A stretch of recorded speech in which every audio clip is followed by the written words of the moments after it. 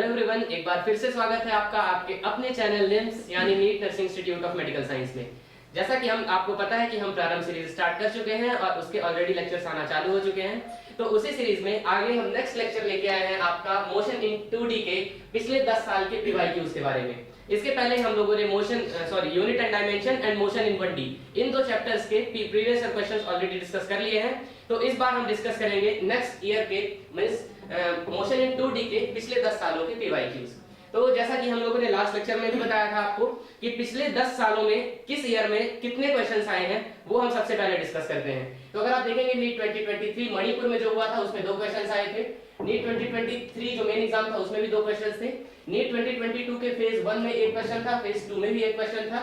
इसके अलावा नीट 2021 में 2 क्वेश्चन थे, 19 में 2 क्वेश्चन थे, 17 में एक था, 16 में 2 एग्जाम हुए थे, उनमें से एक में एक क्वेश्चन था और दूसरे में 2 क्वेश्चन थे।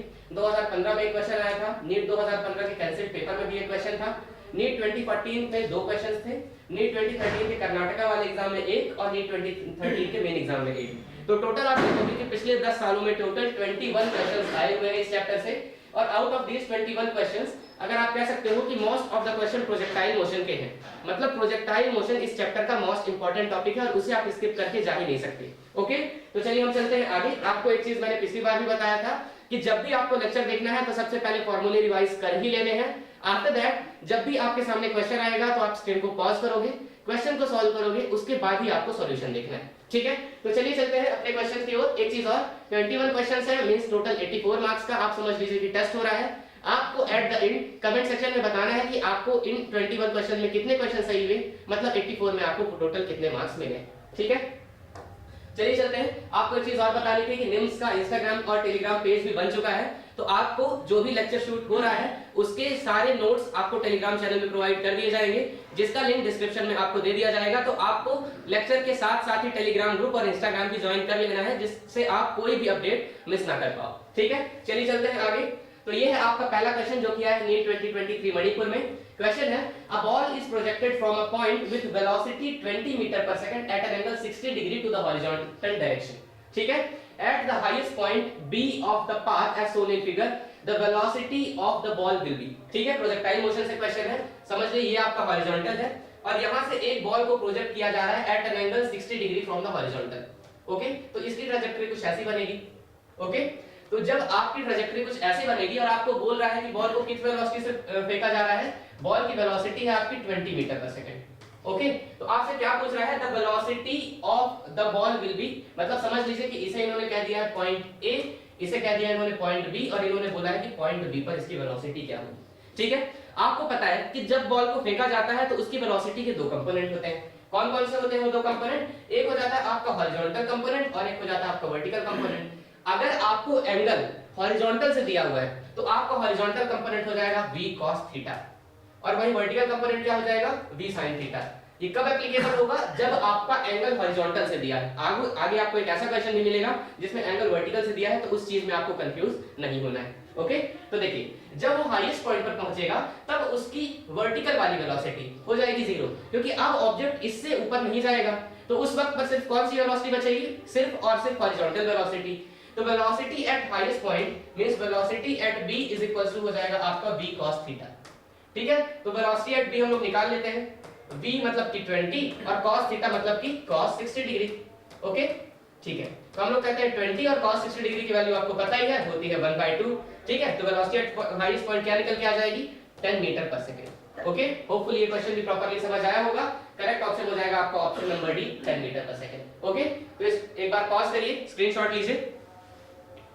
होपफुली आपने स्क्रीनशॉट ले लिया होगा। चलिए चलते हैं अगले क्वेश्चन की तरफ, जो क्या है आपका नीट 2023 मणिपुर मतलब इस एग्जाम में। ठीक है, क्या है question, a particle is executing uniform circular motion with velocity v and acceleration a, which of the following is true. ठीक है, तो पार्टिकल जो है वो यूनिफॉर्म सर्कुलर मोशन कर रहा है एक सर्कल में। ठीक है, ये आपका सेंटर है और ये बोल रहा है कि आपको वेलोसिटी और एक्सीलरेशन के बारे में कमेंट करना है। एक बार पहले ऑप्शन रीड करते हैं। ऑप्शन में दिया है velocity is constant, acceleration is not constant. दूसरा velocity is not constant, acceleration is not constant. तीसरा velocity is constant, acceleration is constant. और फोर्थ ऑप्शन है velocity is not constant and acceleration is constant. मतलब velocity और acceleration constant है या नहीं, ये आपके इस क्वेश्चन में बताना है। ठीक है, चलिए आगे चलते हैं। तो देखिए मैं काम करता हूं, इसमें से 2 पॉइंट सेलेक्ट कर लेता हूं। समझ लीजिए कि एक पॉइंट हो गया आपका ये ए और दूसरा पॉइंट हो गया बी, है ना। ये मैं इसे क्या देता हूं, ये है पॉइंट ए, ये हो गया आपका पॉइंट बी। एक बात बताइएगा, पहले हम लोग देख लेते हैं वेलोसिटी, ठीक है। तो अगर आप वेलोसिटी देखोगे तो आपको पता है कि इस पॉइंट पर वेलोसिटी की डायरेक्शन हो जाएगी ए, मैं ऐसे कह दूंगा ये है वीए। इस पॉइंट पर वेलोसिटी की डायरेक्शन क्या है, वीबी। ये कब एप्लीकेबल है, जब पार्टिकल एंटी क्लॉकवाइज रोटेट कर रहा है, ठीक है। तो अगर देखोगे तो दोनों ही टाइम पर वेलोसिटी की डायरेक्शन अलग है। पार्टिकल परफॉर्म कर रहा है यूनिफॉर्म सर्कुलर मोशन, मतलब वेलोसिटी का मैग्नीट्यूड तो सेम होगा लेकिन डायरेक्शन लगातार बदल रही है, और डायरेक्शन लगातार बदल रही है मतलब कि कांस्टेंट नहीं है, ठीक है। इसके आगे चलते हैं और इसके आगे हम लोग देखेंगे एक्सेलरेशन। तो आपको पता है कि एक्सेलरेशन यहाँ पर दो होते हैं, एक हो जाएगा टेंजेंशियल एक्सेलरेशन और एक हो जाएगा सेंट्रीपिटल एक्सेलरेशन। तो टेंजेंशियल एक्सेलरेशन की डायरेक्शन हो जाती है ये, सेंट्रीपिटल की डायरेक्शन हो जाती है ये, वेरी सॉरी। ओके, हम एक बार इससे, ठीक है, ठीक, होपफुली विजिबल होगा प्रॉपर्ली, ठीक है। तो आगे देख लेते हैं हम लोग सेंट्रीपिटल एक्सेलरेशन। तो टेंजेंशियल की डायरेक्शन ये, सेंट्रीपिटल डायरेक्शन ये, तो आपकी नेट एक्सेलरेशन की डायरेक्शन हो जाएगी ये, ए नेट मैं कर देता हूं। सिमिलरली फिर से देखते हैं, तो सेंट्रीपिटल की डायरेक्शन मैंने क्या बताई थी, टुवर्ड द सेंटर, मतलब ये। अगर आप टेंजेंशियल एक्सेलरेशन की डायरेक्शन देखोगे तो ये हो जाएगी ये, तो जो नेट एक्सेलरेशन है उसकी डायरेक्शन हो जाएगी ये, ए नेट, ठीक है। तो होपफुली आप दोनों ही केस में ये समझ पाए होंगे कि आपका जो नेट एक्सेलरेशन है उसकी डायरेक्शन भी लगातार बदल रही है, ठीक है। देखिए, अगर आपकी वेलोसिटी कांस्टेंट है तो उसका मैग्नीट्यूड तो कांस्टेंट होगा एक्सेलरेशन का, लेकिन आपकी डायरेक्शन जो है वो लगातार चेंज हो रही है, इसलिए आपका एक्सेलरेशन भी कांस्टेंट नहीं होगा। तो आप लिखोगे velocity is not constant, not only velocity, velocity vector, and acceleration is also not constant.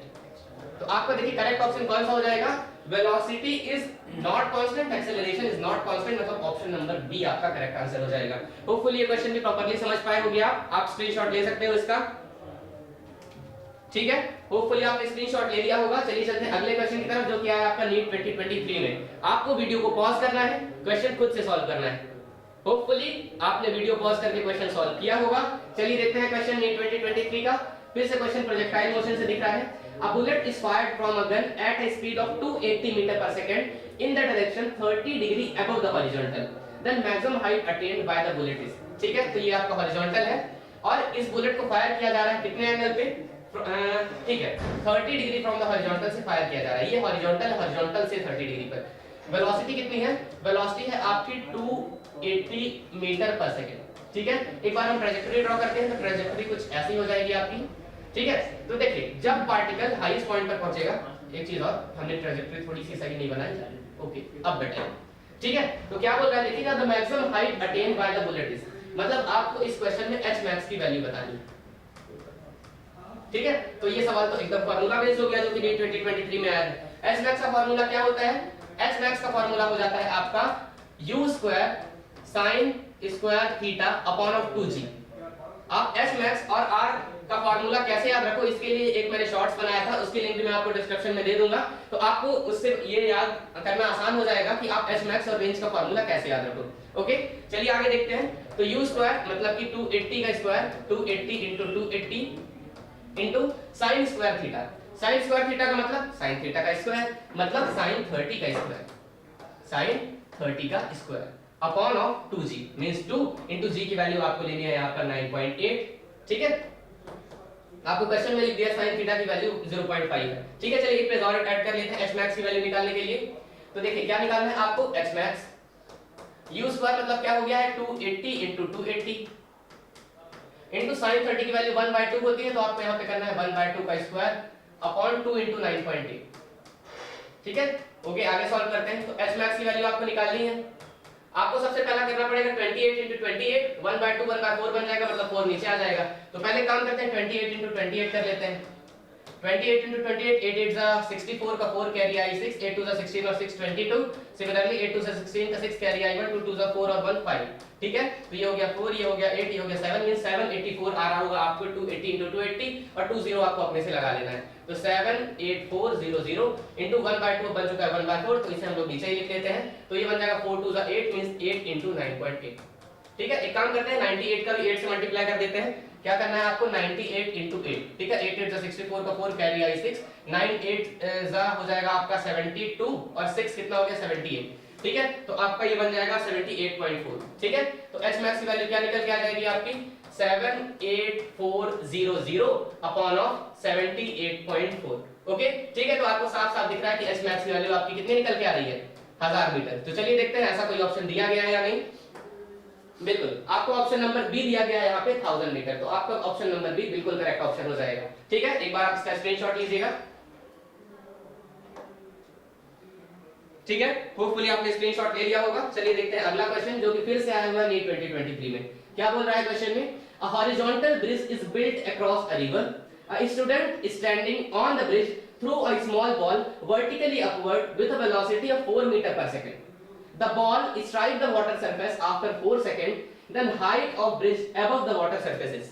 ठीक है, तो ऐसा कुछ बोल रहा है क्वेश्चन में कि समझ लीजिए आपके नीचे रिवर है और उसके कुछ हाइट ऊपर, उसी हाइट को हमें बताना है। तो एच हाइट ऊपर समझ लीजिए एक ब्रिज है, यहाँ पर एक लड़का ऊपर बॉल फेंकता है, वो बॉल ऊपर फेंकेगा विद अ वेलोसिटी ऑफ, किस वेलोसिटी लिखी गई है, वेलोसिटी लिखी गई है आपकी 4 मीटर पर सेकंड। तो 4 मीटर पर सेकंड की वेलोसिटी से बॉल को ऊपर फेंकता है और क्वेश्चन में बोला गया है कि the ball strike the water surface 4 second after, मतलब थ्रो करने के 4 सेकंड बाद आपको वो बॉल जमीन पे दिखती हुई दिखती है, मतलब पानी में छपाक की आवाज आती है। ठीक है, तो आपको बताना है हाइट अबव द ब्रिज। ठीक है, अब एक चीज देखिएगा, आपको यहाँ पर क्या क्या निकालना पड़ रहा है, मेजरली यहाँ पर हाइट निकालने की बात की गई है। हाइट मतलब नेट डिस्प्लेसमेंट। कैसे, देखिए जब पार्टिकल को ऊपर फेंका जाएगा तो समझ लीजिए पार्टिकल इस हाइट तक ऊपर गया, इस हाइट तक, और उसके बाद जब पार्टिकल ब्रिज की हाइट पर पहुंचेगा उस वक्त पर उसकी नेट डिस्प्लेसमेंट कितनी होगी। जितने लोगों ने 0 बोला है वो बिल्कुल करेक्ट है, मतलब उसे जिस लेवल पर से फेंका गया था अब वो उसी लेवल पर आ गई, तो इस वक्त पर उसकी डिस्प्लेसमेंट है 0, और उस ब्रिज से जब वो नीचे आएगी तो वो उसकी कहलाएगी नेट डिस्प्लेसमेंट। ठीक है, मैं उसे कह दूंगा -h। नेट डिस्प्लेसमेंट आपकी कितनी निकल के आएगी, -h। ठीक है, अब देखिए आपको क्वेश्चन में दिया गया है टाइम, आपको क्वेश्चन में दिया गया है वेलोसिटी, टाइम और वेलोसिटी दी गया है, और साथ में आपको निकालना है डिस्प्लेसमेंट। तो कौन से इक्वेशन ऑफ मोशन यूज करेंगे।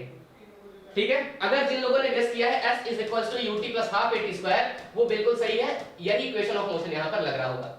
ठीक है, डिस्प्लेसमेंट कितनी हो गई आपकी -h, u की वैल्यू कितनी दी गई है, तो आपको बोला गया 4 मीटर पर सेकंड, और आपने ऊपर फेंका है, वेलोसिटी भी ऊपर है, इसलिए आपको लेना पड़ेगा +4, टाइम भी हो गया आपका 4 plus 1/2, acceleration due to gravity, acceleration due to gravity की वैल्यू आपको 10 दी गई है, पर आपको पता है कि आप बॉल को फेंक ऊपर रहे हो और एक्सेलरेशन ड्यू टू ग्रेविटी नीचे लग रहा है, इसलिए g की वैल्यू को आप क्या लोगे, -10 इनटू टाइम का स्क्वायर मतलब कि 4 का स्क्वायर।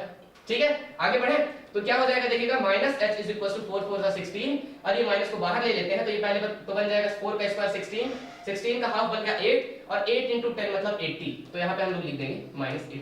होपफुली आपको कैलकुलेशन तो समझ आई गई होगी। आगे चलते हैं तो देखिएगा -h = कितना बन जाएगा, 80 में 16 गया तो बचा 64, और यहाँ पे आप लिख दोगे -64। तो जो आपकी हाइट की वैल्यू निकल के आएगी वो कितने निकल के आएगी, 64 मीटर।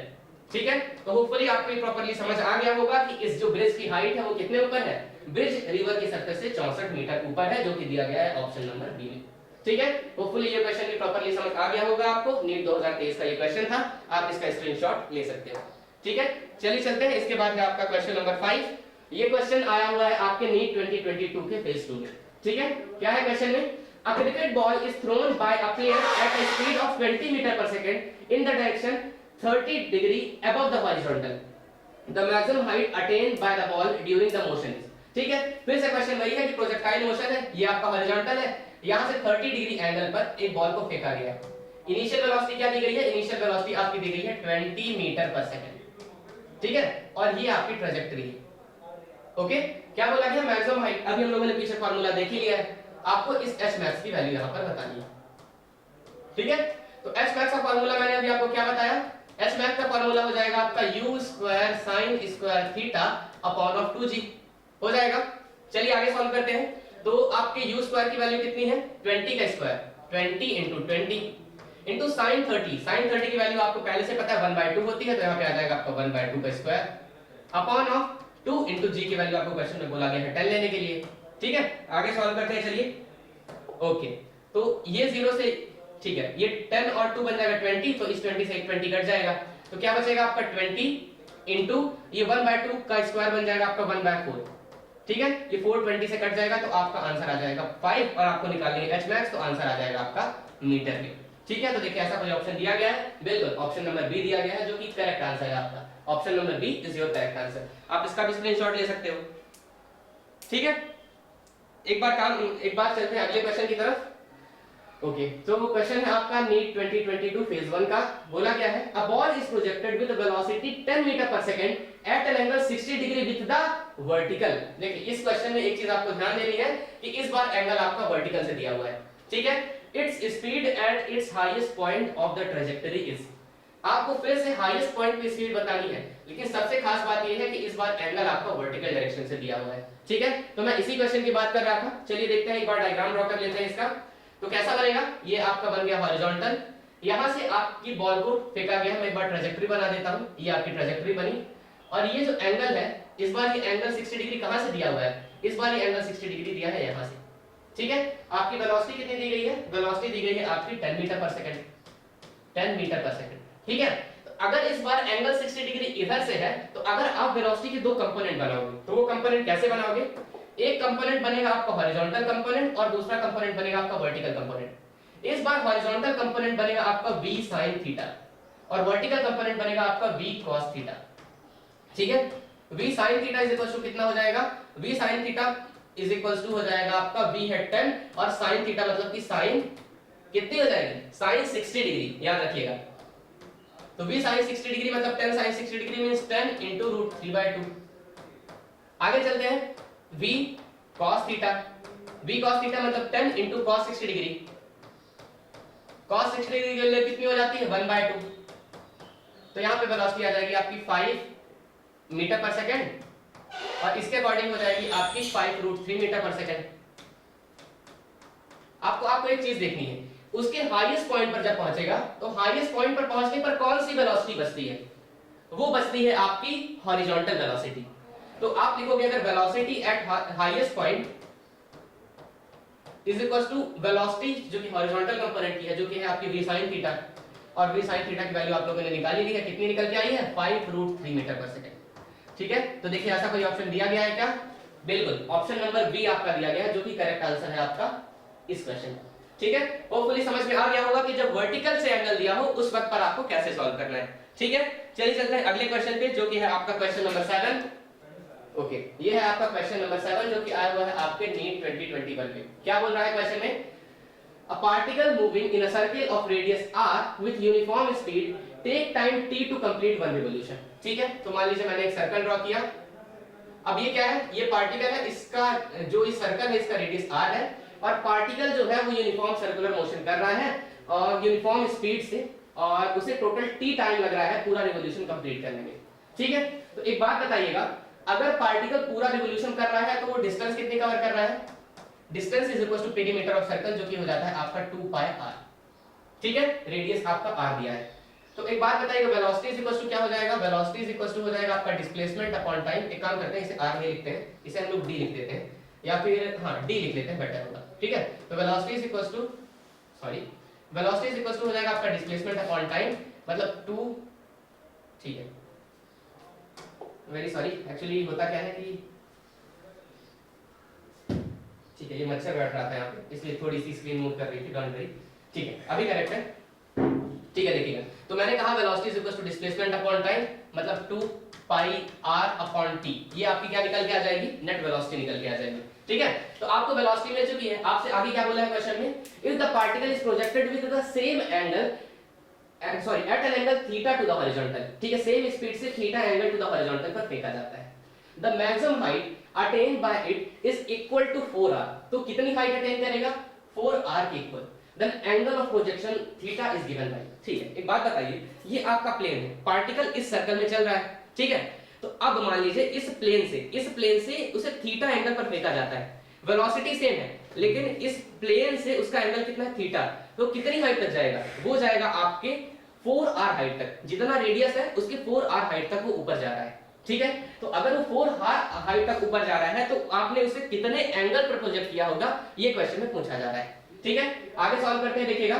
तो आपसे क्वेश्चन में बोल दिया है कि आपको मैक्सिमम हाइट यहां पर यूज करनी है, ठीक है। मैक्सिमम हाइट का फार्मूला क्या हो जाता है, एच मैक्स का फार्मूला हो जाता है आपका u square sin square theta upon of 2g, ठीक है, हो जाता है फार्मूला। और आपको यहां पर क्या बताना है, यहां पर आपको बताना है थीटा एंगल, ठीक है। होपफुली यहां पर डाउट नहीं होगा। तो एक काम करते हैं, सारी वैल्यूज पुट कर लेते हैं। h max is equal to कितना बोला गया है आपको, h max is equal to बोला गया है 4r, then 4r is equals to u square. आपको पता है u की वैल्यू कितनी है, u की वैल्यू है 2 पाई r अपॉन t, तो आप कर दोगे 2 पाई r अपॉन t और इसका स्क्वायर इनटू ये बन गया आपका sin square theta upon of 2g। ठीक है, इतने में तो कोई डाउट नहीं है। चलिए नेक्स्ट पेज में ये लिख लेते हैं। तो s max मतलब जो कि 4r का 4r is equals to 2 pi r upon t का square into sin square theta upon of 2g। ठीक है, आपको चाहिए यहां पर थीटा की वैल्यू, तो एक काम करिए यहां पर लिख दीजिए sin स्क्वायर थीटा की value. sin square theta is equals to क्या हो जाएगा 4r into 2g upon of 2 pi r का स्क्वायर, मतलब कि 4 pi square r square upon t का स्क्वायर, मतलब टाइम ऊपर चला जाएगा ना, तो ये बन जाएगा अपॉन ऑफ t स्क्वायर। ठीक है, चलिए जो जो कट रहा है उसे काट देते हैं पहले। तो क्या क्या कट रहा है देखिएगा, इस 4 से आपका एक 4 कट जाएगा, इस r स्क्वायर से एक r कट जाएगा। ठीक है, और इसके अलावा देखोगे तो ठीक है, और तो मुझे कुछ कटने वाला यहां पर लग नहीं रहा है। ठीक है, तो क्या हो जाएगा देखिएगा, sin square theta is equals to हो जाएगा 2g t square upon of pi square r, 2g t square upon pi square r। तो sin थीटा की वैल्यू क्या हो जाएगी, sin थीटा की वैल्यू निकल के आ जाएगी 2g t square upon pi square r की power 1/2।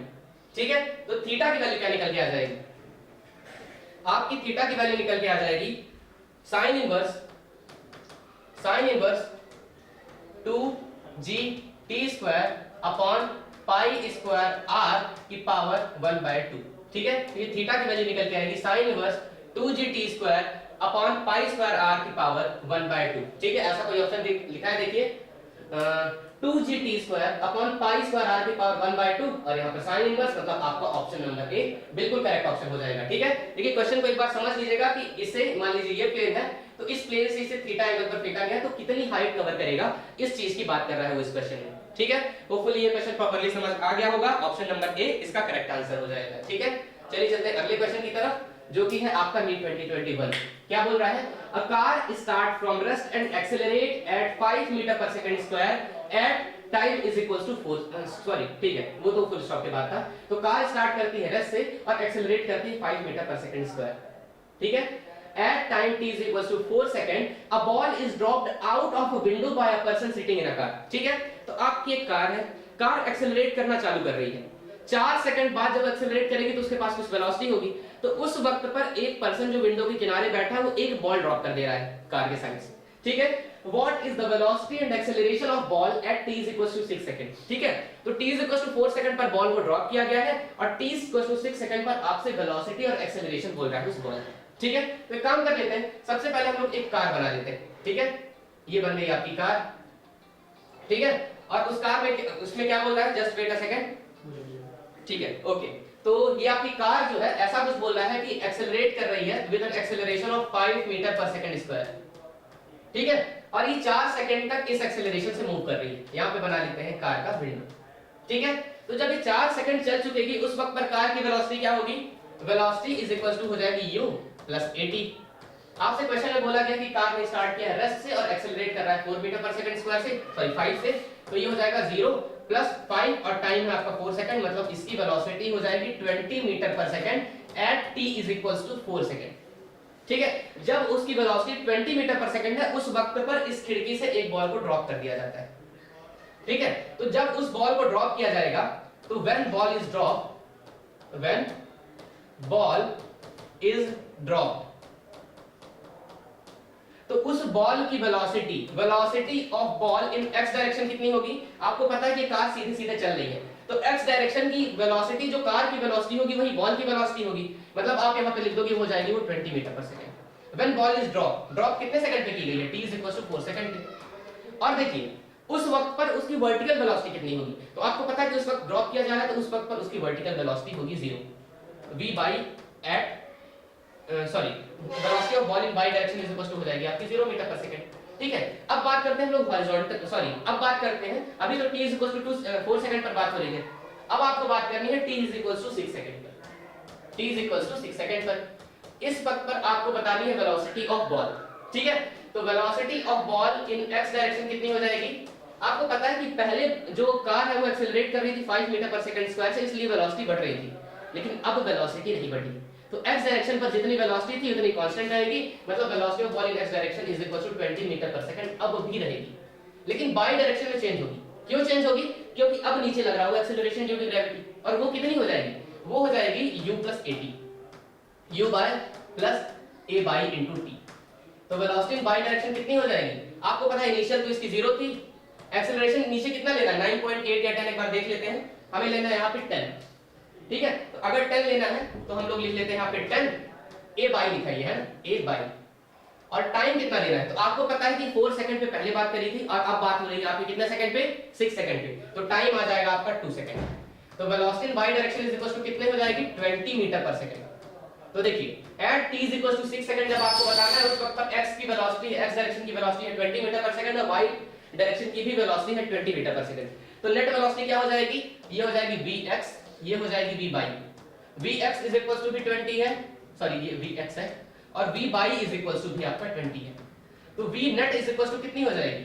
v net is equal to हो जाएगी आपकी 20√2 मीटर पर सेकंड, ठीक है। तो ये तो आ गई आपकी वेलोसिटी। क्वेश्चन में वेलोसिटी और एक्सेलरेशन दोनों पूछा है, तो वेलोसिटी 20√2 और 20√2 आ चुकी है। अब बात करते हैं हम लोग एक्सेलरेशन की, a और d में कोई ऑप्शन होगा? देखिएगा, अब आपको पता है कि जब बॉल को ड्रॉप कर दिया गया, बॉल के पास इनिशियल एक्सेलरेशन था कार का, लेकिन अब वो कार से छूट चुकी है, कार से हट चुकी है, तो उस वक्त पर उसका एक्सेलरेशन x डायरेक्शन में तो 0 हो गया है, लेकिन y डायरेक्शन में उसके पास एक्सेलरेशन है। y डायरेक्शन में कौन सा एक्सेलरेशन है? एक्सेलरेशन ड्यू टू ग्रेविटी, जो कि है आपका 10। x डायरेक्शन में ax तो आपका 0 है, लेकिन y डायरेक्शन में है, तो यही आपका नेट एक्सेलरेशन बन जाएगा 10 मीटर पर सेकंड स्क्वायर, ठीक है। तो y डायरेक्शन का एक्सेलरेशन ये आपका नेट एक्सेलरेशन होगा, जो कि है 10 मीटर पर सेकंड स्क्वायर, और वो दिया है आपका ऑप्शन नंबर ए में। तो आपका करेक्ट ऑप्शन हो जाएगा ऑप्शन नंबर ए, जो कि है नीट 2021 का क्वेश्चन, ठीक है। एक बार आप इसका स्क्रीनशॉट लीजिए, ठीक है। होपफुली आपने इस क्वेश्चन का भी स्क्रीनशॉट ले लिया होगा। चलिए चलते हैं अगले क्वेश्चन पे, जो कि आया है आपका नीट 2019। क्या बोल रहा है? When an object is shot from the bottom of a long smooth inclined plane kept an angle 60 degree with the horizontal, ठीक है। तो क्या है कि एक बार क्वेश्चन पूरा रीड करते हैं। It can travel distance x1 along the plane। तो अगर आपके पास कोई प्लेन है, इंक्लाइंड प्लेन, जो कि हॉरिजॉन्टल से 60 डिग्री पर इंक्लाइंड है, आप यहां से शॉट करते हो एक बॉल को, तो वो x1 डिस्टेंस कवर करती है। आगे क्या बोल रहा है? When the incline is decreased to 30 degree, पहले 60 डिग्री था, अब थोड़ी 30 डिग्री पे इंक्लाइन हो गया, and the same object is shot with same velocity। आपने सेम ऑब्जेक्ट को सेम वेलोसिटी से शॉट किया, तो पहले उसने x1 डिस्टेंस कवर करी थी, अब उसने x2 डिस्टेंस कवर करी, तो आपको x1 और x2 का रेशियो बनवाना है, ठीक है। एक बार चलिए एक बार डायग्राम बना लेते हैं, ठीक है। तो ये है आपका 60 डिग्री का इंक्लाइन, और इधर थोड़ी सी कम बना लेते हैं, ये है आपका 30 डिग्री का इंक्लाइन, ठीक है। आगे देखते हैं। ओके, तो आपने जब यहां से बॉल को शॉट किया वेलोसिटी v से, ठीक है, वेलोसिटी यहां पे भी v है, यहां पे भी वेलोसिटी v है, तो इसने डिस्टेंस कवर करी x1 और इसने डिस्टेंस कवर करी x2, ठीक है। मतलब ये जो डिस्टेंस है ये है आपकी x2 और ये वाली डिस्टेंस है आपकी x1, ठीक है। समझ में आया x1 और x2? तो आपको x1 और x2 का रेशियो बताना है, ठीक है। एक बात बताइए, दोनों ही मोशन में अगर आप सेम वेलोसिटी से ऑब्जेक्ट को पुश कर रहे हो, तो वो कितनी दूर तक पहुंचेगी ये किस पे डिपेंड करेगा? ये डिपेंड करेगा उसके एक्सेलरेशन पे। तो चलिए हम एक काम करते हैं, उस बॉल पे कितना एक्सेलरेशन लग रहा है ये ड्रॉ कर लेते हैं। मान लीजिए कि ऑब्जेक्ट ये है, उस वक्त पर एक्सेलरेशन ड्यू टू ग्रेविटी कितना लग रहा होगा? नीचे। तो उस ग्रेविटी के दो कंपोनेंट बनेंगे, एक कंपोनेंट बनेगा टुवर्ड दिस साइड और दूसरा कंपोनेंट बनेगा टुवर्ड दिस साइड, ठीक है। तो आपको एक चीज बताइएगा, अगर ठीक है कौन सा कलर ले? रेड ले लेते हैं, ठीक है। तो अगर आपको ये एंगल दिया गया 60 डिग्री, तो ये और ये एंगल अगर आप नीचे लाओगे तो ये हो जाएगा 90 डिग्री, तो ये बचा हुआ क्या हो जाएगा? ये हो जाएगा आपका 30 डिग्री, और ये अगर 30 डिग्री है तो ये वाला कंपोनेंट कितना हो जाएगा? 60 डिग्री। समझ आ रहा है? तो g का 60 डिग्री वाला कंपोनेंट क्या हो जाएगा? g cos theta, g cos 60 degree, और वही जो 30 डिग्री वाला कंपोनेंट हो जाएगा वो क्या बन जाएगा? g sin 30 degree. समझ आ रहा है? सिमिलरली अब इस कंपोनेंट में देखते हैं, इधर साइड देखते हैं, ठीक है। तो जब आप इधर देखोगे, इधर भी मैंने सेम बॉल बना दी, उसमें भी नीचे एक्सेलरेशन लग रहा होगा g, इसका भी एक कंपोनेंट बन गया इधर वर्टिकल और एक कंपोनेंट बन गया हॉरिजॉन्टल, ठीक है। ये एंगल 30 डिग्री है, ये एंगल आपको पता है ये वाला एंगल 90 डिग्री होगा, तो ये एंगल कितना हो गया? 60 डिग्री, और अगर ये 60 डिग्री हो गया तो ये एंगल कितना हो गया? 30 डिग्री। तो आप इसे कह दोगे कि ये हो गया आपका g cos 30 डिग्री और ये हॉरिजॉन्टल कंपोनेंट हो गया आपका g sin 30 डिग्री। समझ में आया? दो कंपोनेंट कैसे डिवाइड करेंगे? ठीक है, तो अब हम लोगों ने दो कंपोनेंट डिवाइड कर लिए, आगे क्या करना है? तो अब आपका कौन सा component acceleration due to gravity का कौन सा कंपोनेंट उसके मोशन को अपोज कर रहा होगा? तो आपको पता है कि ऑब्जेक्ट चल रहा है इधर से, ऑब्जेक्ट चल रहा है इधर से, तो एक्सेलरेशन ड्यू टू ग्रेविटी का ये वाला कंपोनेंट उसके मोशन को अपोज कर रहा होगा। ठीक है, तो अब देखते हैं x1 और x2 डिस्टेंस कितनी आएगी। आपको पता है कि यहां पर दिया गया एक्सेलरेशन, साथ ही दिया गया है वेलोसिटी, इनिशियल वेलोसिटी है और एक्सेलरेशन है। तो कौन सा कंपोनेंट, कौन सा इक्वेशन ऑफ मोशन आपको लगाना चाहिए? एक बार देखिए,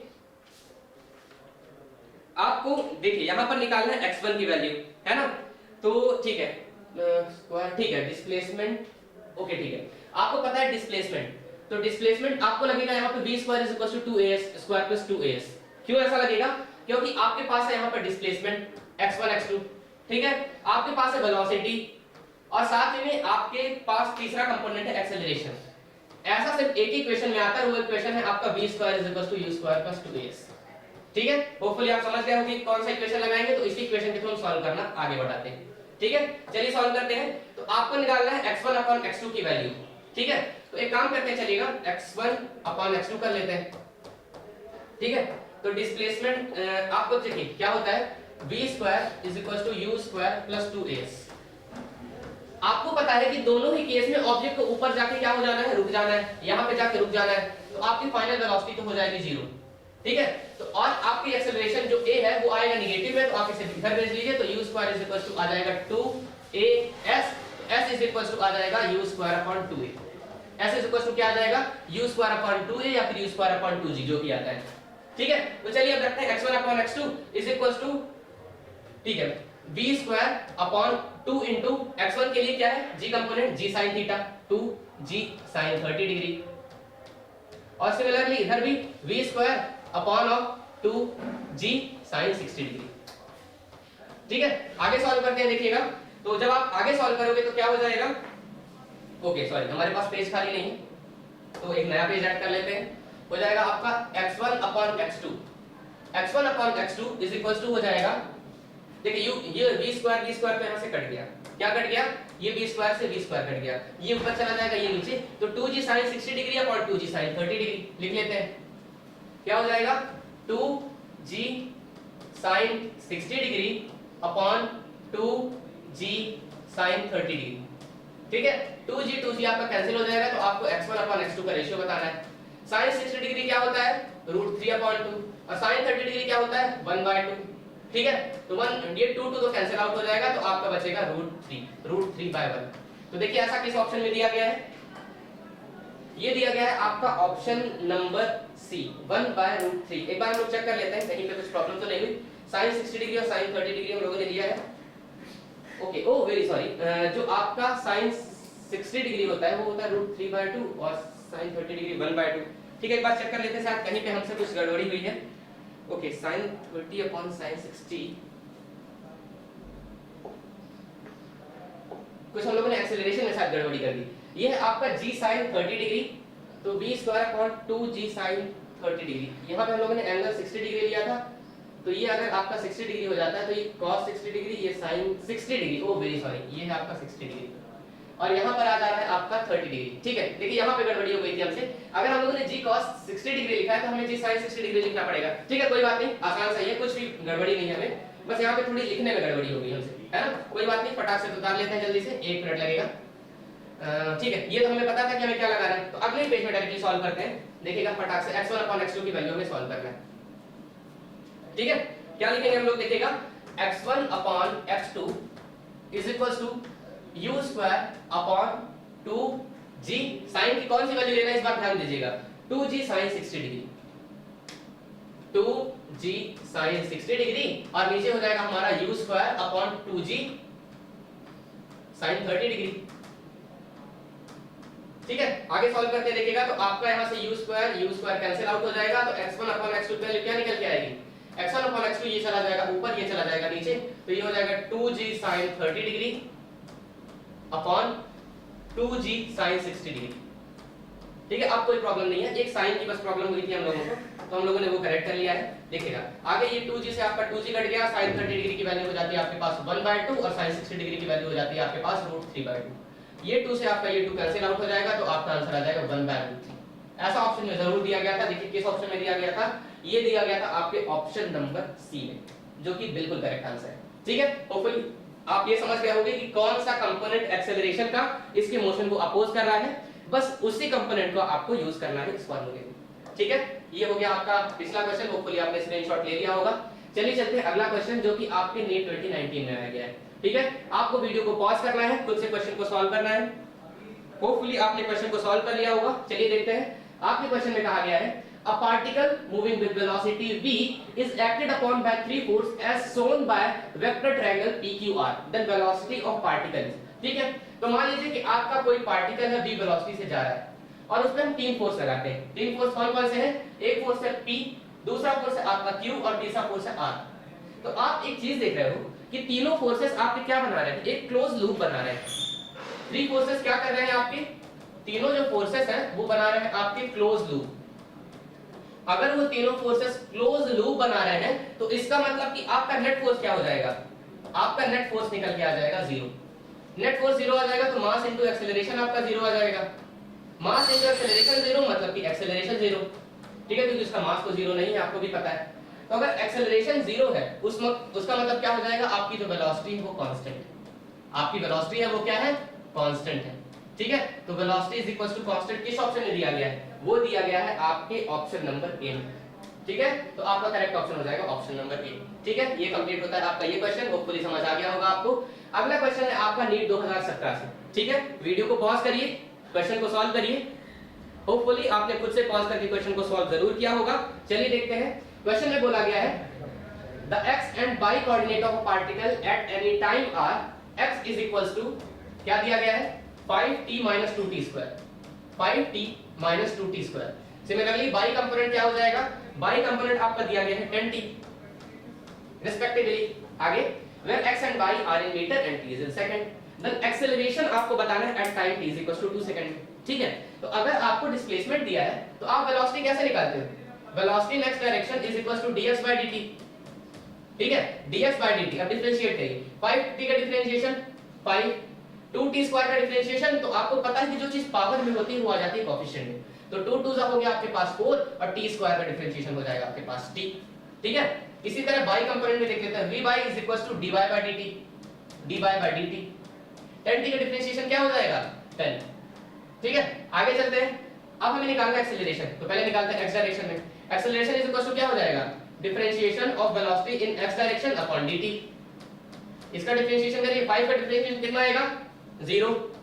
4t का डिफरेंशिएशन, तो मैंने कहा पावर आ जाती है कोएफिशिएंट में, t की पावर है यहां 1 तो ये आ जाएगी कोएफिशिएंट में, तो बन जाएगा 4 into 1 और t का डिफरेंशिएशन मतलब 1 आ जाता है। ठीक है, किसी का डिफरेंशिएशन अगर उसकी पावर 1 है तो 1 आ जाता है। आगे सॉल्व करते हैं। एक्सेलरेशन इन y डायरेक्शन तो दिख रहा है आपको 0 आ जाएगा, तो आपका जो नेट एक्सेलरेशन बचेगा वो सिर्फ x डायरेक्शन वाला बचेगा, जो कि आ रहा है आपका -4 मीटर पर सेकंड स्क्वायर। ठीक है, चलिए देखते हैं ऐसा किसी ऑप्शन में दिया गया है क्या? बिल्कुल, ऑप्शन नंबर बी में दिया गया है, जो कि बिल्कुल करेक्ट आंसर है। ठीक है, नीट 2017 का क्वेश्चन है, आप स्क्रीनशॉट ले सकते हो। ठीक है, होपफुली आपने स्क्रीनशॉट ले लिया होगा। चलिए चलते हैं अगले क्वेश्चन में, जो कि आया हुआ है आपका नीट 2016 पेज 2 में। क्या बोल रहा है क्वेश्चन? क्वेश्चन में कहा गया है in a given figure acceleration is equals to 15 meter per second square represent the total acceleration of particle moving in clockwise direction। देखिए, पार्टिकल क्लॉकवाइज डायरेक्शन में मूव कर रहा है। आपको पता है कि पार्टिकल जब मूव करता है सर्कुलर मोशन में तो उसके पास दो एक्सेलरेशन होते हैं। कौन कौन से एक्सेलरेशन? एक हो जाता है आपके पास टेंजेंशियल एक्सेलरेशन ए टेंजेंशियल, और दूसरा हो जाता है आपके पास सेंट्रीपिटल एक्सेलरेशन ए सेंट्रीपिटल। और ये जो ए दिया गया है ये आपका ए नेट है। तो ए नेट दो एक्सेलरेशन से मिलकर बना है, ए सेंट्रीपिटल और ए टेंजेंशियल। तो देखिए, इसका जो सेंटर की तरफ पे कंपोनेंट होगा वो सेंट्रीपिटल एक्सेलरेशन को रिप्रेजेंट कर रहा होगा, और जो टेंजेंट की तरफ कंपोनेंट होगा वो टेंजेंशियल एक्सेलरेशन को रिप्रेजेंट कर रहा होगा। ठीक है, आपसे बोला क्या गया है क्वेश्चन में कि in a given figure acceleration is equal to 15 metre per second square represent the total acceleration of particle moving in clockwise direction in a circle of radius 2.5 metre at a given instant of time, किसी एक time पे। तो आपको बताना है speed of the particle. तो देखिए, speed of the particle आप कैसे निकाल सकते हो? आपको पता है कि सेंट्रीपिटल एक्सेलरेशन का फार्मूला क्या होता है? ए सेंटीमीटर का फार्मूला होता है v स्क्वायर अपॉन r। साफ साफ वेलोसिटी आ रहा है तो आप यहां से वेलोसिटी निकाल दो, क्योंकि एक्सेल सॉरी आपको रेडियस तो दिया ही हुआ है। ठीक है, तो v square is equal to क्या आ जाएगा, v square is equal to आ जाएगा a सेंटीमीटर इनटू r। अब a सेंटीमीटर कैसे निकालोगे, तो आपको पता है कि जो नेट एक्सेलरेशन है उसी का कंपोनेंट टुवर्ड द सेंटर ही तो सेंट्रीपिटल एक्सेलरेशन है। तो a centripetal is equal to क्या आ जाएगा, a centripetal is equal to आ रहा है आपका a cos 30 degree, a cos 30 degree into radius. तो आपको क्वेश्चन में दिया गया है कितना है रेडियस, 2.5 मीटर।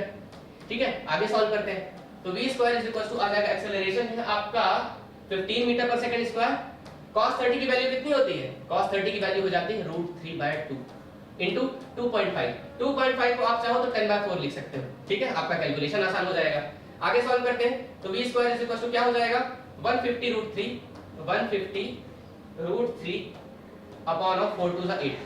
ठीक है, देखिए एक चीज है कि हमें एग्जैक्ट वैल्यू लाने की कोशिश करनी है, तो चलिए हम लोग एक बार नया पेज ऐड कर लेते हैं। और v स्क्वायर की वैल्यू कितनी लिखी हम लोगों ने, v स्क्वायर की वैल्यू लिखी हम लोगों ने 150 इनटू √3 अपॉन ऑफ 8। ठीक है, आगे सॉल्व करते हैं। √3 की वैल्यू कितनी होती है, वो वेरी सॉरी, ठीक है, तो ये हो जाएगा आपका 150 इनटू √3 की वैल्यू होती है आपके पास 1.732 अपॉन 8।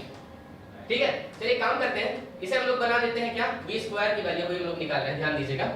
तो अब देखिए इसे हम लोग बना सकते हैं 15 इनटू 17। ठीक है, 17 इनटू 15 आपको करना है, तो 7 5 जा 35 का 5 कैरी आई 3, 5 1 जा 5 और 3 8, और इधर आ जाएगा 17 1 जा 17। ठीक है, 7 है ये, तो ये बन जाएगा आपका 5, 8 7 15 का 5 कैरी 8 सॉरी 255, कितना बन जाएगा 255। तो हम लोग यहाँ पे लिख देंगे ऊपर side 255 upon of 8। 255 upon of 8 करोगे तो क्या आ जाएगा, 8 3 आ जाता है आपके पास 24, तो बचेगा 15, 8 2 16, अप्रोक्सीमेटली 32 के आसपास आ रही है आपकी v स्क्वायर की वैल्यू। तो v की वैल्यू कितनी आएगी, देखिएगा आपको पता है कि 5 का स्क्वायर होता है 25, 6 का स्क्वायर हो जाता है 36, और 32 जो है आपका वो किसके बीच में है, 25 और 36 के बीच में है। तो अप्रोक्सीमेटली जो वेलोसिटी की वैल्यू निकल के आएगी वो निकल के आ जाएगी 5.6 या फिर 5.7 के आसपास। देखिए ऐसा कोई ऑप्शन दिया गया है क्या, बिल्कुल ऑप्शन नंबर सी दिया गया है 5.7। ठीक है, तो होपफुली समझ में आ गया होगा कि हम लोगों ने क्यों ये वैल्यू लिखी 5.6, जो कि सिमिलर हो जाएगा आपके 5.7। ठीक है, तो कौन सा करेक्ट ऑप्शन हो गया, ठीक है, देखिए करेक्ट ऑप्शन हो गया आपका option number C 5.7 metre per second. ठीक है, चलिए चलते हैं अगले क्वेश्चन की तरफ, जो कि है आपका नीट 2016 से। क्या बोला है क्वेश्चन में, if the magnitude of sum of two vector is equal to magnitude of difference of two vector, then angle between these two vector is। ठीक है, तो अगर उनके मैग्नीट्यूड का सम और मैग्नीट्यूड का डिफरेंस बराबर है तो आपको बताना है कि दोनों वेक्टर के बीच में एंगल क्या होगा। ठीक है, तो चलिए देखते हैं। आपको बोला गया magnitude of sum of two vector is equals to magnitude of difference of two vector. ठीक है, अब मॉड का फार्मूला तो आपको पता ही होगा, क्या हो जाता है मॉड का फार्मूला, वो हो जाता है आपका under root of a square plus b square plus 2ab cos theta is equals to a minus b में देख लेते हैं, तो वो हो जाएगा आपका a square plus b square minus of 2ab cos theta. ठीक है, होपफुली क्वालिटी आपको प्रॉपर्ली विजिबल होगी, लेक्चर आपको प्रॉपर्ली दिख रहा होगा। ठीक है, आगे सॉल्व करते हैं। तो एक काम करते हैं, हम लोग रूट हटा देते हैं। रूट हटा देंगे तो क्या बन जाएगा आपका a square plus b square plus 2ab cos theta is equals to फिर से a square plus b square minus 2ab cos theta. आगे सॉल्व करते हैं, देखिएगा अब आपको क्या करना है, अब आपको यहाँ पे a स्क्वायर को a स्क्वायर से कट कर देना, b स्क्वायर को b स्क्वायर से कट दे देना और 2ab cos थीटा को इधर ला दीजिए। तो 2ab cos थीटा अब बन जाएगा आपका 4ab cos थीटा और ये पर हो जाएगा 0। ठीक है, अब आपको एक चीज तो पता होगी कि आपका यहाँ पे 4ab तो 0 नहीं होगा, तो 0 क्या होगा, 0 होगा आपका cos थीटा। और अगर cos थीटा की वैल्यू 0 आती है, वेरी सॉरी, cos थीटा की वैल्यू कितनी आती है 0, तो आप ही बताइए थीटा एंगल क्या हो सकता है, cos थीटा की वैल्यू कितने डिग्री पर 0 आती है, 90 डिग्री पर। तो आपका करेक्ट ऑप्शन हो जाएगा ऑप्शन नंबर डी, जो कि दिया गया है 90 डिग्री। तो आप यहाँ पे लिख दोगे कि जो आपकी थीटा की वैल्यू कितनी निकल के आएगी 90 डिग्री। ऐसा क्यों होगा, क्योंकि cos 90 डिग्री की वैल्यू आती है 0। ठीक है, तो ऑप्शन नंबर डी आपका करेक्ट ऑप्शन हो जाएगा। ठीक है, होपफुली आपने प्रॉपर्ली ये क्वेश्चन का स्क्रीनशॉट ले लिया होगा। ठीक है, चलिए चलते हैं अगले क्वेश्चन की तरफ, जो कि है आपका क्वेश्चन नंबर 14। एक बार पॉज करिए और खुद से सॉल्व करने की कोशिश करिए। ठीक है, होपफुली आपने पॉज करके इस क्वेश्चन को सॉल्व किया होगा। चलिए देखते हैं क्या बोल रहा है क्वेश्चन में। बोला है a particle move so that its position vector is given by r is equals to cos omega t x cap plus sin omega t by cap where omega is a constant then which of the following is true। ठीक है, वैसे देखिए एक चीज मैं आपको सबसे पहले बता दूं कि जब भी आपको वेक्टर के क्वेश्चन मिले ना, जैसा पिछला क्वेश्चन था, ये क्वेश्चन था, आगे चल के रिलेटिव वेलोसिटी के क्वेश्चन आएंगे, तो ऐसे क्वेश्चन को आपको फर्स्ट अटेम्प्ट के लिए छोड़ देना है। ऐसा क्यों? क्योंकि आपको एक बात बताएं कि ये क्वेश्चन आपके बहुत ज्यादा टाइम कंज्यूम करेंगे, और सेकंड थिंग कि सही होंगे या नहीं ये भी एक प्रॉब्लम की ही बात है, मतलब कभी-कभी गलत भी हो जाते हैं ऐसे क्वेश्चन कैलकुलेशन के चलते। ठीक है, तो आप ये चीज ध्यान रखिए कि इस क्वेश्चन को एक बार में अटेम्प्ट ना करें, फर्स्ट राउंड में छोड़ दें तो ही बेहतर है। चलिए हम लोग इस क्वेश्चन को देख लेते हैं। आपको दिया गया है particle move it so that its position vector is given by vector r is equals to cos omega t x cap cos omega t x cap plus sin omega t y cap. आगे देखते हैं, देखिए आपको बताना है कौन सा statement true है। Velocity is perpendicular to r and acceleration is directed toward the origin. Velocity is perpendicular to r and acceleration is directed away from the origin. Velocity and acceleration both are perpendicular to r and velocity and acceleration both are parallel to r। ठीक है, तो अगर ऐसा कुछ question में दिया गया है तो आपको सबसे पहले वेलोसिटी और एक्सेलरेशन दोनों की वैल्यू बतानी होगी। ठीक है, तो हमें ये दी गई है r की वैल्यू मतलब पोजीशन की वैल्यू, अब आपको बतानी है वेलोसिटी की वैल्यू।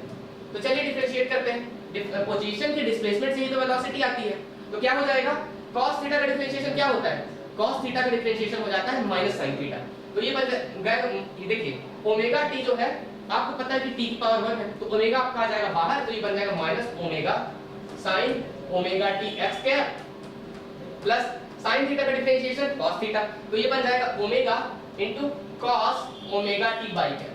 ठीक है, समझ आया आपको, minus omega sin omega t x cap plus omega into cos omega t by cap. ठीक है, अब निकालते हैं एक्सेलरेशन। एक्सेलरेशन क्या हो जाएगा, आपको पता है sin थीटा का डिफरेंशिएशन cos थीटा और माइनस तो ऑलरेडी लगा है, तो और एक चीज और, ये ओमेगा एक बार फिर से बाहर आ जाएगा, तो ये बन जाएगा minus omega square cos omega t x cap plus cos theta का डिफरेंशिएशन माइनस sin थीटा और आपका जो t का मैग्नीट्यूड है वो बाहर आ जाएगा, तो ये बन जाएगा minus omega square cos theta का differentiation sin theta sorry minus sin theta, तो ये बन जाएगा sin omega t by cap. ठीक है, तो आपको यहाँ पर एक्सेलरेशन और वेलोसिटी के दो कंपोनेंट मिल गए। ठीक है, अब एक बात बताइए, cos ओमेगा t और sin ओमेगा t यहाँ पर ऐसा कुछ कंपोनेंट में दिया गया है। ठीक है, तो माइनस ओमेगा इनटू आपको पता है कि cos ओमेगा t और sin ओमेगा t यहाँ पे भी है, cos omega t x cap और sin omega t x cap. देखिए acceleration is equal to minus omega square, दोनों से कॉमन ले लीजिए, तो क्या हो गया आपका cos omega t x cap plus sin omega t by cap. आपने माइनस ओमेगा स्क्वायर बाहर लिया, ध्यान दीजिएगा, तो cos omega t x plus sin omega t x cap ये था पोजीशन वेक्टर, तो एक्सेलरेशन इज इक्वल टू क्या निकल के आ जाएगा, minus omega square into r vector. समझ आया, ये किसकी वैल्यू निकल के आ गई आपके लिए, ये निकल के आ गई आपके लिए एक्सेलरेशन की वैल्यू। ठीक है, अब एक चीज और देखिएगा कि आपको बताना है कि velocity is perpendicular to r and acceleration is directed toward r। सबसे पहले तो ये समझ में आ गया आपको क्वेश्चन से कि एक्सेलरेशन जो है उसकी डायरेक्शन आपकी पोजीशन वेक्टर की डायरेक्शन की अपोजिट होगी। मतलब समझिए ये मीन पोजीशन है, अगर ऑब्जेक्ट को आप मीन पोजीशन से दूर ले जा रहे हैं तो एक्सेलरेशन उसे पास लाने की कोशिश करेगा, अगर आप ऑब्जेक्ट को मीन पोजीशन की तरफ ले जाना चाह रहे हो तो आपका एक्सेलरेशन उसे दूर भेजने की कोशिश करेगा। मतलब जिसमें भी दिया acceleration is directed toward the origin, पहले तो देखिए कि आपका पार्टिकल किधर जा रहा है। ठीक है, पार्टिकल उसका जा रहा है अवे, तो आपका एक्सेलरेशन जो होगा वो होगा toward, acceleration is toward, acceleration is, ठीक है देख लेते हैं, एक्सेलरेशन की अभी बात यहाँ पर नहीं कर रहा है, आगे देख लेते हैं वेलोसिटी का। तो आपको पता है velocity is equal to minus sin omega t x cap plus omega into omega into cos omega t by cap. मतलब आपको ये बात साफ समझ में आ रही है कि आपका position vector dot velocity vector, इन दोनों का अगर कंपोनेंट निकालोगे तो इन दोनों का डॉट प्रोडक्ट निकल के आ रहा है 0। क्यों? क्योंकि आपको पता है कि आप इस कंपोनेंट का इस कंपोनेंट से x कंपोनेंट का x कंपोनेंट से मल्टीप्लाई करोगे तो आ जाएगा 0।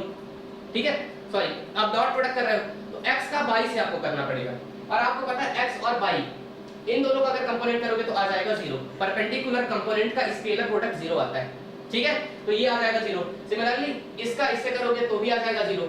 ठीक है, तो इस तरह से आपके इन दोनों का डॉट प्रोडक्ट कितना निकल के आ गया है 0। अगर इन दोनों का डॉट प्रोडक्ट 0 निकल के आ गया है मतलब इन दोनों के बीच थीटा इज इक्वल टू कितना है 90 डिग्री। वेलोसिटी और पोजीशन वेक्टर इन दोनों के बीच थीटा की वैल्यू कितनी है 90 डिग्री। ठीक है, तो आपको ये समझ में आ गया कि वेलोसिटी जो है वो परपेंडिकुलर है r की, वेलोसिटी जो है वो परपेंडिकुलर है r की। और acceleration is directed away from the origin और टुवर्ड द ऑरिजिन, ये आपको बताना है। तो देखिए एक चीज है कि acceleration is directed toward the origin, ठीक है, इस ऑप्शन में दिया गया velocity is perpendicular to R and acceleration is directed toward the origin, मतलब ऑप्शन नंबर ए आपका करेक्ट ऑप्शन हो जाएगा। नीट 2016 फेज 1 का सवाल है, ठीक है। होपफुली आपने सॉल्व करके प्रॉपर्ली ये क्वेश्चन देखा होगा। इसके बाद चलते हैं हम लोग नेक्स्ट क्वेश्चन में, जो कि है आपका नीट 2015 से, एआईपीएमटी 2015 से। क्या बोला है? Vector a is equal to cos omega t I cap plus sin omega t j cap and vector b is equal to cos omega t by 2 I cap plus sin omega t by 2 j cap are the function of time, then value of t at which both are orthogonal to each other। एक बात बताइएगा मुझे, दोनों vector orthogonal है, इसका मतलब मैंने अभी आपको पिछले क्वेश्चन में बताया, जब दो वेक्टर आपके ऑर्थोगोनल होंगे उस वक्त पर उनका स्केलर प्रोडक्ट कितना आ जाएगा?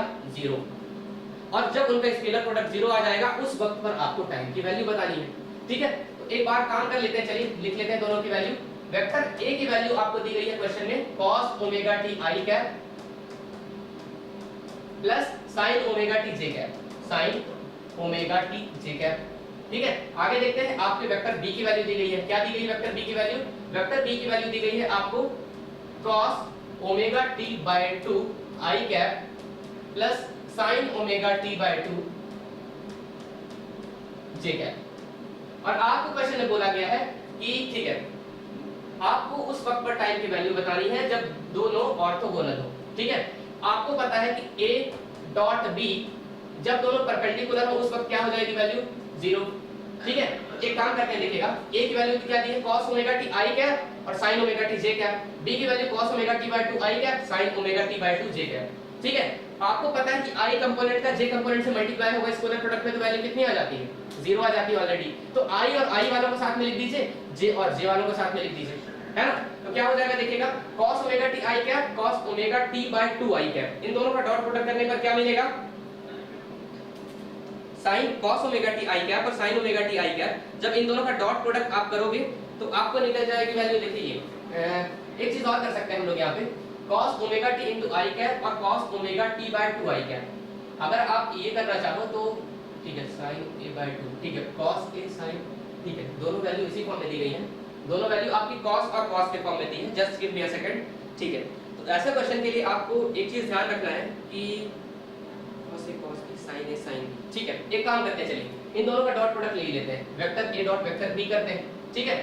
तो cos omega t into cos omega t by 2 I cap क्या बन जाएगा? cos omega t into cos omega t by 2, और आपको पता है I cap into I cap बन जाता है 1, और similarly sin omega t into sin omega t by 2, sin omega t by 2, ये कैप आ जाएगा j कैप वाला कंपोनेंट, ठीक है। अब आपको पता होगा कि cos कंपोनेंट के साथ की वैल्यू आ रही है, ये मान लीजिए ओमेगा t को मैं कह देता हूं a, ओमेगा t by 2 को कह देता हूं b। सिमिलरली ओमेगा t को कह देता हूं मैं a, ओमेगा t by 2 को कह देता हूं मैं b। cos a cos b into sin a sin b, ये किसका फार्मूला होता है? आपने पढ़ रखा होगा cos a minus b is equal to क्या हो जाएगा आपका? cos a cos b minus of sin a sin b। cos a minus b is equal to क्या हो जाएगा? cos a cos b minus of sin a sin b, ठीक है। तो आपका यहाँ पे क्या निकल जाएगा? cos omega t minus cos omega t by 2, या फिर आप इसे अगर लिखना चाहो तो क्या बन जाएगा? cos omega t minus omega t by 2, ठीक है। तो इससे फाइनली क्या बन जाएगा आपका? cos ओमेगा t, और cos ओमेगा t की वैल्यू कितनी निकल के आ जाएगी? 0 आ जाएगी। cos ओमेगा t की वैल्यू आज निकल के आ जाएगी आपकी 0। आपसे क्वेश्चन में बोला गया कि आपको बताना है कि टाइम पीरियड की वैल्यू क्या होगी, ठीक है। तो cos ओमेगा t की वैल्यू 0 निकल के आ रही होगी, उस वक्त पर ओमेगा t किसके बराबर होगा? ओमेगा t आपका बराबर होगा पाई बाय 2 के।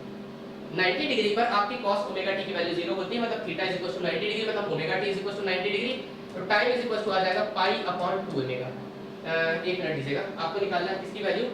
यहाँ पर निकालनी है टाइम पीरियड की value. Time period pi upon 2 omega, बिल्कुल ऑप्शन में दिया है पाई अपॉन 2 ओमेगा, ठीक है। ये क्वेश्चन थोड़ी सी हैप्टिक हो गया, डोंट वरी, कोई बात नहीं, ठीक है। तो आपका करेक्ट आंसर आ जाएगा ऑप्शन नंबर डी, मतलब टाइम पीरियड अपॉन 2 ओमेगा, ठीक है। आप इसका स्क्रीनशॉट ले सकते हो,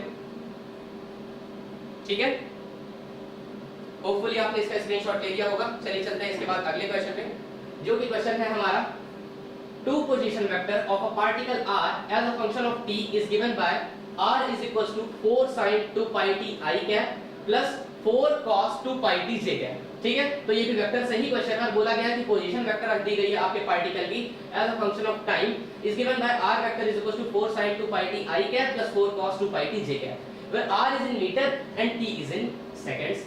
I and j donate the unit vector along the x and y direction। ये आपको दिया गया है। आगे क्या बोला है, which one of the following statement is wrong for the motion of the particle। Motion of the particle के लिए कौन सा स्टेटमेंट रॉन्ग होगा ये आपको इस क्वेश्चन में बताना है। ठीक है, तो आपकी दी गई यहाँ पे पोजीशन की वैल्यू, चलिए सॉल्व देखते हैं हम लोग आगे। तो आपके r की वैल्यू कितनी दी गई है क्वेश्चन में, r की वैल्यू दी गई है 4 sin 2 pi t I cap plus 4 cos 2 pi t j cap. किसकी वैल्यू दी गई है, पोजीशन की।